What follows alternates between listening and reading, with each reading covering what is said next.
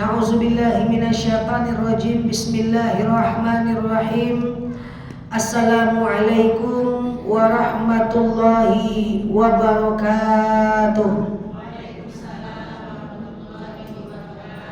Alhamdulillahil wahidil qaharil azizil ghaffaril mukawwirul laili 'alan nahar tazkiratan li ulil qulubi wal absar tabsiratan li zawil albabi wal i'tibar. Walhamdulillahilladzi nahmaduhu nasta'inuhu nastaghfiruh wa na'udzu billahi min syururi anfusina wa min sayyiati a'malina. May yahdihillahu fala mudilla lahu wa may yudlilhu fala hadiyalah. Nashhadu an la ilaha illallah, nashhadu anna Muhammadan abduhu wa rasuluh, la nabiyya ba'dah, amma ba'd. Kama qala Allah ta'ala azza wa jalla fi kitabihil karim. Na'udzu billahi minasyaitonir rajim. Bismillahirrahmanirrahim.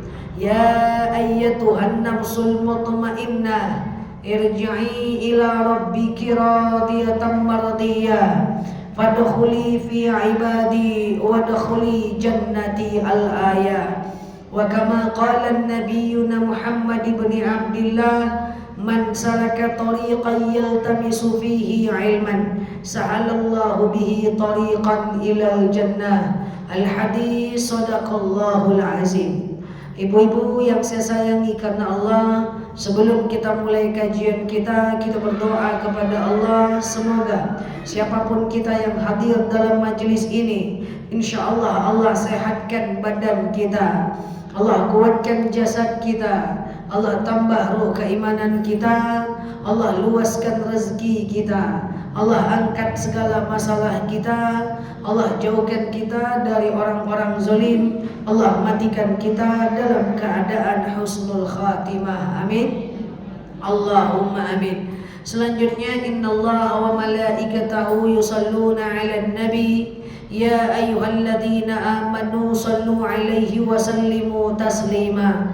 Salawat salam kita hadiahkan kepada baginda Nabi. Allahumma salli ala Muhammad wa ala ali Muhammad. Ibu-ibu semua sehat ya? Alhamdulillah. Saya sayangi karena Allah, sore hari yang berbahagia ini kita akan membahas tentang apa saja amalan atau sikap kita sehari-hari yang dapat mendatangkan kefakiran. Apa itu kefakiran? Kefakiran itu adalah kemiskinan. Jadi kalau kita buat ini sering-sering, kita akan mengalami yang namanya kemiskinan. Mungkin nanti ada yang bingung, kenapa itu menyebabkan kemiskinan Ustazah? Nah, kita tak tahu jawab. Kenapa? Karena orang zaman dahulu ketika dilarang oleh Rasulullah, maka dia langsung sami'na wa ata'na. Dia tidak nanya kenapa ya Rasulullah ini menyebabkan kefakiran. Andaikan dia bertanya kepada Rasul, ya Rasul, kenapa ini menyebabkan kefakiran? Maka Rasul akan menjawabnya. Kalau Rasul menjawabnya, maka kita akan tahu jawabannya. Masalahnya orang dulu nggak nanya, jadi Rasul tidak menyebutkan alasannya, sehingga kita sekarang bingung kenapa ini semua menyebabkan kefakiran. Tetapi ini adalah kitab karangan Imam Az-Zarnuji, namanya kitab At-Ta'limul Muta'allim. Ada beberapa hal dalam kitab ini yang masyhur. Dalam kitab ini dijelaskan tentang beberapa hal yang menyebabkan kemiskinan. Jangan ibu buat. Kalau ibu buat sering-sering tidak boleh. Sesekali masih oke lah ya. Jadi kalau ibu buat ini, ibu tidak berdosa. Tetapi kalau terus menerus juga tidak berdosa. Hanya saja menyebabkan kemiskinan. Apa saja? Kita mulai. Yang pertama, yang menyebabkan kemiskinan adalah tidur dalam keadaan telanjang. Jadi kalau ibu baru habis berhubungan badan, maka pakai baju, ya, atau pakai selimut, ya, tidak bisa tidur dalam keadaan tidak pakai baju. Kalau tidur dalam keadaan tidak pakai baju, itu menyebabkan kefakiran. Yang bisa catat, karena jumlahnya ada 34. Kita lanjut. Yang kedua, saya tanya sama ibu-ibu. Ibu kalau ke kamar mandi, mau mandi, sesak pipis, pipis dulu atau mandi dulu? Atau gini pertanyaan saya, ibu kalau ke kamar mandi mau pipis, buka baju dulu atau pipis dulu? Buka baju dulu. Jawabannya adalah kencing dalam keadaan telanjang menyebabkan kemiskinan. Jadi kencing dulu baru buka baju.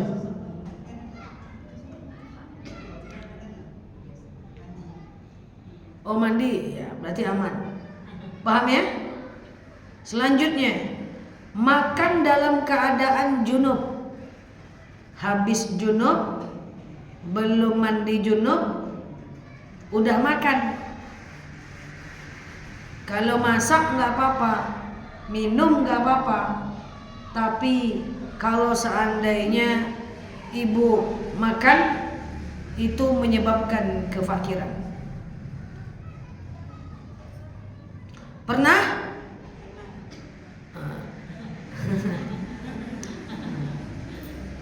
Tak boleh.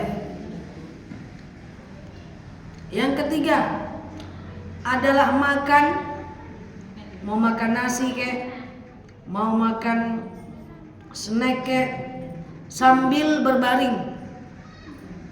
Itu juga menyebabkan kefakiran. Makan sambil berbaring. Kalau zikir dan doa baring boleh, tapi kalau makan sambil baring nggak boleh. Oke? Ingat bekoko. Selanjutnya, membiarkan makanan berserakan, sisa makanan berserakan. Habis makan nasi, lalu kemudian jatuh nasi-nasinya, ibu biarkan begitu saja. Itu nggak boleh. Jadi ibu harus cepat bersihkan, nggak boleh ditunda. Selanjutnya nomor 6, membakar kulit bawang merah dan bawang putih. Kalau itu pasti jarang lah kita lakukan ya. Kita buang aja kan. Kalau dibakar nggak boleh. Nah ini mungkin pada masa Rasul mungkin banyak orang-orang yang suka nih melakukan ini nih, sehingga Rasul melarangnya. Hah? Apa? Menangkal petir ya? Iya ya. Tak boleh itu ya. Selanjutnya, menyapu lantai dengan tangan. Ibu kumpulkan sampah dengan tangan. Atau ibu nyapu sampai depan pintu, lalu kemudian di depan pintu ibu kumpulkan dengan tangan. Nggak boleh. Menyapu dengan tangan nggak boleh. Lanjut. Nomor berapa lagi? Nomor 8. Menyapu rumah di malam hari. Nah, banyak kadang-kadang yang bilang gini, Ustazah, iya, saya itu punya bos. Bos saya tiap malam nyapu rumah. Kaya juga dia nyoh. Maka jawaban saya, kalau dia gak nyapu malam mungkin lebih kaya lagi dia, atau lebih berkah lagi dia. Nah, kalau ibu-ibu semuanya sekali-sekali aja, misalnya waktu arisan malam, wirid malam, sekali-kali nyapu malam gak apa-apa. Tapi kalau dijadikan kebiasaan gak boleh, menyebabkan kemiskinan. Kecuali ibu yang jualan di pasar malam, jualan pecel lele malam-malam, ibu nyapu gak apa-apa. Itu sama dengan gini, kita kan kalau ke pasar makruh untuk lama-lama, kecuali orang yang jualan di pasar, itu gak apa-apa. Nah kita menyapu di malam hari sering-sering itu nggak boleh. kecuali kalau kita jualan dan nyapu malam. Paham? Selanjutnya, membiarkan sampah mengotori rumah. Maksudnya apa? Membiarkan sampah sampai bermalam di rumah. Jadi sampah itu kalau mau dibiarkan di rumah harus ditutup. Kalau terbuka menyebabkan kemiskinan. Ada sampah bermalam di rumah? Alamaknya, patutlah.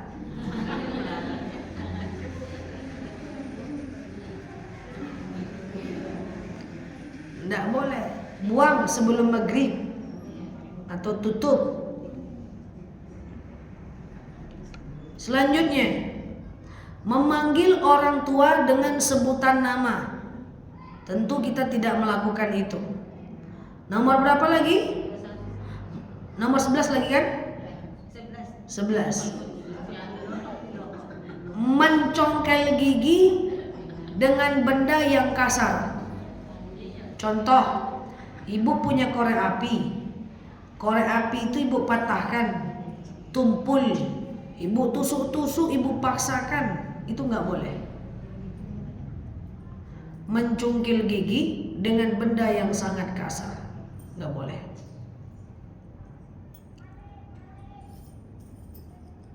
Selanjutnya, mencuci tangan menggunakan lumpur dan debu. Orang Arab dulu banyak melakukan itu, tapi dilarang oleh Rasulullah. Lanjut, duduk di depan pintu. Jadi oma-oma jangan manuang-manuang mau ke pintu mak. Kalau tiok sore wak manuang-manuang ngangak-ngangak depan pintu menyebabkan kemiskinan. Ndak lancar lanjo wale mak.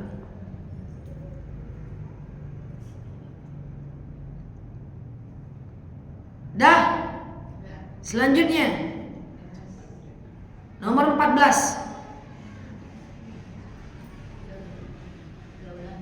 14. Bersandar di tiang. Tunggu dulu.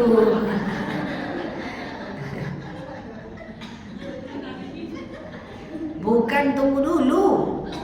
Bersandar di tiang pintu. Bersandar di kusen. Kusen pintu. Di kusen pintu. Tahu kusen? Nah, tidak boleh menyandar di kusen itu dong. Selanjutnya, berwudu di atas toilet di toilet, tapi ibu berdirinya di atas toilet karena sempit. Kamar mandi dengan toiletnya nyatu gitu ya. Di kamar mandinya banyak sekali ibu punya macam-macam cucian berserarak. Lalu ibu ngambil wudu, tegak ibu di atas toilet tuh. Nah, itu menyebabkan kefakiran. Oke? Lanjut. Menjahit pakaian yang sedang dipakai. Jadi kita pasang baju, kita ambil tarik, kita jahit sendiri. Padahal bajunya sedang kita pakai. Tidak boleh. Jadi kalau mau jahit pakaian, buka dulu pakaian itu baru jahit.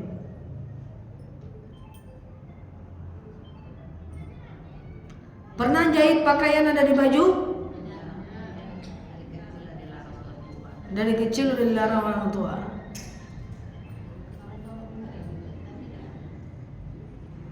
Selanjutnya, mengelap muka dengan baju. Ibu habis gotong royong, habis masak, ibu lap muka ibu. Atau bapak-bapak habis gotong royong, dia lap mukanya. Nah, itu menyebabkan kefakiran. Pernah? Kalau jemaah saya kemarin marah dia ceramah ini.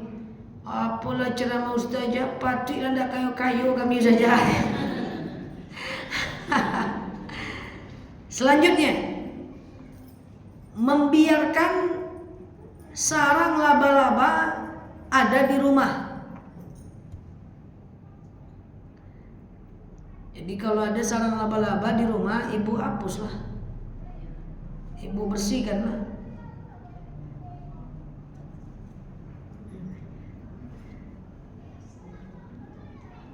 Selanjutnya, lalai dalam sholat. Udah jelas, lalai dalam sholat menyebabkan kefakiran. Dia gini bu, lalai dalam sholat itu adalah sebuah dosa. Setiap dosa itu ada efek samping. Dosa menyebabkan urusan kita menjadi susah. Mau ngurus KTP susah, ngurus KK susah, daftar umroh susah, bikin paspor susah karena dosa. Yang kedua, dosa menyebabkan doa kita tidak dikabulkan sama Allah. Yang ketiga, dosa menyebabkan rezeki menjadi sulit. Yang keempat, dosa menyebabkan hati kita menjadi tak tenang. Jadi memang lalai dalam sholat adalah dosa. Dan di antara efek samping dalam dosa adalah kita menjadi susah rezekinya. Makanya dia menyebabkan kemiskinan. Selanjutnya, bersegera keluar masjid saat sholat subuh. Jadi ibu, kalau sholat ke masjid, habis zuhur, salam kanan, salam kiri, pulang langsung tidak apa-apa. Zikir dan doa sunnah. Kecuali sholat subuh. Sholat subuh di masjid, jangan langsung cabut setelah salam. Duduk dulu, zikir dulu, baru keluar. Kalau cepat-cepat betul ibu keluar, itu menyebabkan kemiskinan. Khusus sholat subuh. Habis salam kanan, salam kiri, tabang ambu sih ibu keluar. Itu menyebabkan kefakiran. Lanjut. Termasuk menyebabkan kefakiran adalah berlama-lama di pasar. Makanya orang non-muslim saja kalau ke pasar pandai dia. Dia catat dulu barang yang mau dia beli. Nanti dia beli persis dengan apa barang yang dia catat. Dan kadang-kadang uangnya dibawa seharga yang dia catat. Sehingga dia tidak beli yang lain lagi. Menjaga kemubaziran. Dan kemudian supaya tidak lama-lama di pasar. Kalau orang awak enggak, di pasar atau di mall enggak boleh lama-lama. Kau enggak, dia kemana? Ke mall. Ngapain? Celiak-celiak dulu. Lama betul. Cuci mata. Itu enggak boleh itu. Jadi jangan lama-lama di pasar, mutar-mutar, di mall, enggak boleh. Selanjutnya, memberikan potongan makanan kepada memberikan potongan makanan kepada orang fakir atau orang susah. Contoh, ibu kalau dapat makanan dari luar atau kalau beli makanan, ibu tidak yakin makanan itu akan habis, potong dulu buat kita, lalu kasih orang. Jangan dimakan dulu baru dipotong. Paham? Itu beda loh. Misalnya nih saya beli kue besar. Nyampe rumah saya tanya dulu ponakan, sanggup kita habiskan nih nak? Coba dulu Mi, nggak bisa coba dulu.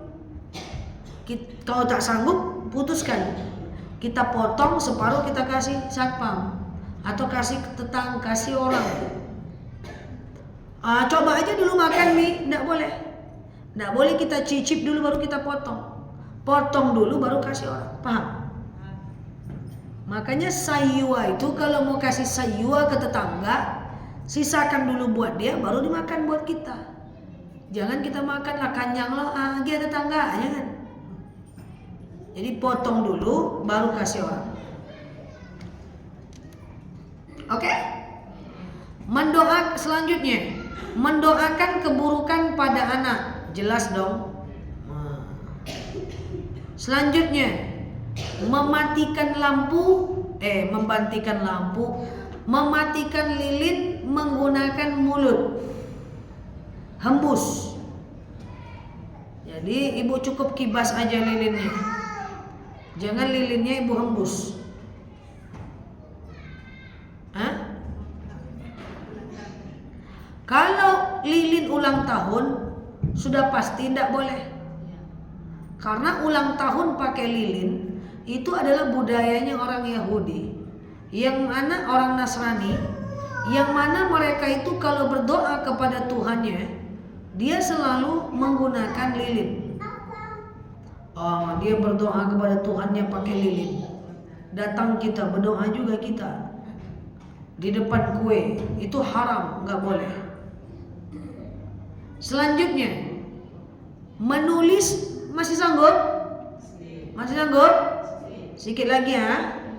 Menulis dengan pena yang rusak atau pensil yang rusak. Ibu punya pensil, ibu kikir, ibu serut, rupanya ujungnya tidak membaik. Ibu gigi-gigi, ibu tulis aja, itu tidak bisa. Atau pena itu udah macet-macet, ibu pakai juga. Nah, itu menyebabkan kefakiran. Selanjutnya, bersisir menggunakan sisir yang sudah patah. Jadi kalau udah ompong sisir tuh jangan dipakai aja lemah.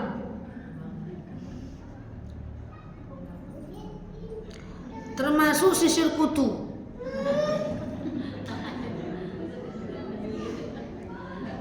Kalau udah hancur dia, udah tanggal giginya, jangan dipakai aja lah. Oke.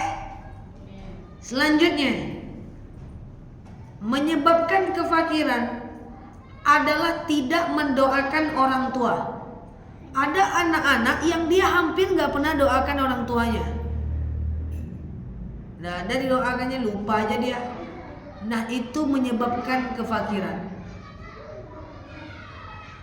Selanjutnya, bagi laki-laki kalau ke masjid memakai sorban sambil duduk itu nggak boleh. Jadi pakai sorban itu sambil berdiri. Dia pakai sorban sambil berdiri. Tidak boleh sambil duduk. Nomor berapa lagi? 30 lagi kan? Gitulah pokoknya 30 lagi. Banyak nih mak, cuman nih. Selanjutnya adalah termasuk yang menyebabkan kefakiran, makai celana sambil berdiri. Jadi makai celana itu, baik celana dalam maupun celana short, harus duduk. Pas memasukkannya itu duduk, pas mengangkat kate tagak. Kan banyak tuh. Kemarin saya beberapa waktu yang lalu, saya memasang celana, saya cari kursi. Ponakan saya bilang, sempat-sempatnya nyari kursi nih. Memang gitu. Karena kalau kita pakai celana sambil berdiri menyebabkan kemiskinan.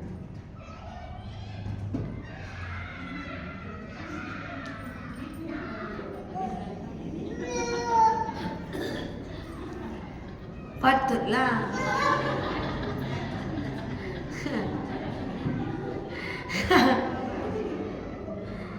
Selanjutnya adalah bersikap kikir, pelit. Jelas. Karena kalau kita pelit kita nggak dapat balasan kebaikan. Selanjutnya terlalu hemat. Jadi terlalu hemat nggak boleh. Hemat kali pun kita miskin kita jadinya gitu loh. Mubazir kali kita miskin kita. Hemat kali kita miskin juga kita. Kan kalau kita mubazir kita jadi miskin. Kalau kita terlalu hemat jadi miskin juga. Jadi biasa-biasa saja. Selanjutnya, suka menunda pekerjaan. Jelas itu menyebabkan kemiskinan. Di antara 34 yang saya sampaikan, apakah rata-rata dilakukan? Nah, jadi Nunda pekerjaan, malas, sisirlah ompong-ompong di rumah tuh, sikiklah ompong-ompong, masang celana berdiri, habis masak pakai daster tuh balap muko, habis ngepel, mantap, sore-sore ngangak-ngangak depan pintu.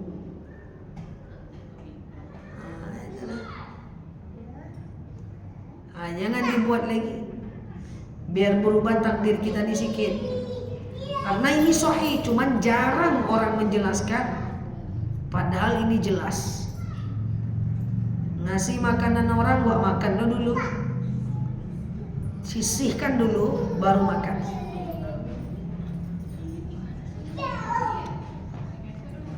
Sisihkan dulu, baru makan.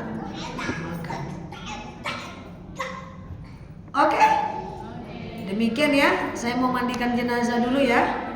Wallahu a'lam bishawab. Subhanakallahumma wa bihamdika nasyhadu an la ilaha illa anta nastaghfiruka wa natubu ilaik. Assalamualaikum warahmatullahi wabarakatuh.